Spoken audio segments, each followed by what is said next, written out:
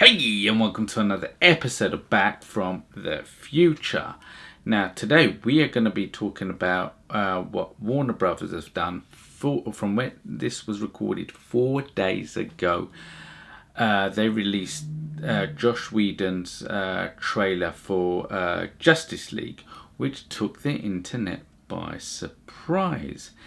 Now, what's interesting about is that if I'm just looking on my phone, it seems to be only up. We've had 693,000 views so far. That's within 4 days.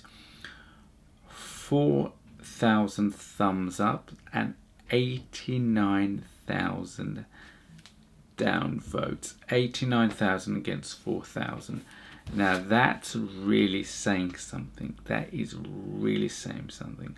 And what's also interesting as well, that Zack Snyder's pre-order of his version of the Justice League on 4K, coming with the little Funko dolls, that sold out within 20 minutes of coming for sale online in the UK.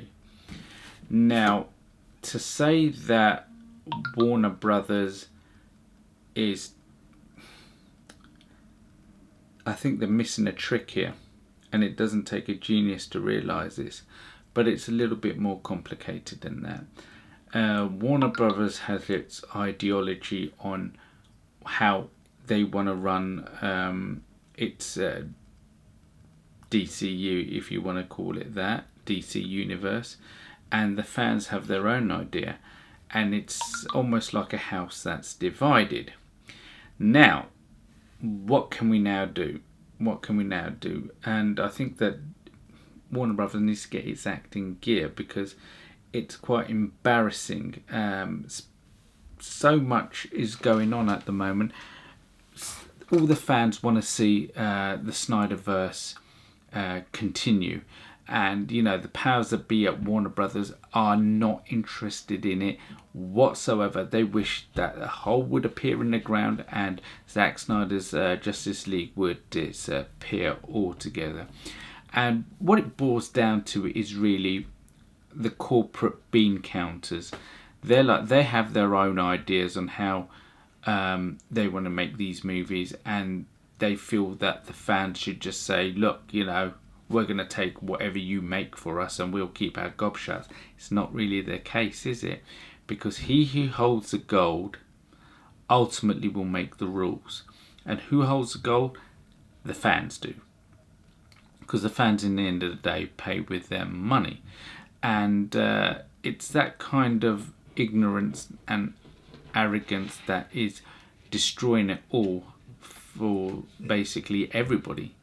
It's also getting very embarrassing as well, because all the newspapers and everything are picking on it. It literally is such a massive decision, split between the fan base and the studio. And in the end of the day, I think that Warner Brothers is also has lost a lot of money over the pandemic.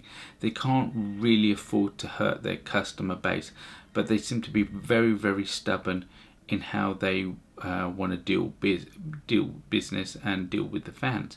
They also were under the impression that the fan base is in the minority and the people outside the fan base are in the majority, and they want to appeal theoretically to the biggest customer service base that there is and forget their hardcore fans. But to be honest, that's not going to work at all. The reality is the money, the bread and butter is with the fans. It's not necessarily with the wider spectrum, because if the fans the hardcore fans go watch the movie, it's a snowball effect. Build it and they will come, so to speak. And they need to realise this. When I saw the Snyder version of Justice League, it was a day and night difference. The Joss Whedon version is just butchered to pieces. It lost so much money, And it's just the ignorance of the studio system that they can't see the damage, or not aware of the damage that it is absolutely causing. And it's also been the Snyder Cut has been very, very embarrassing for Warner Brothers, because it's just shown how they're not in touch with what is going on and what the fans want. And you know, facts don't have feelings. It shows it on the spreadsheet. Zack Snyder's Justice League is making money. Are things going to change yet? No.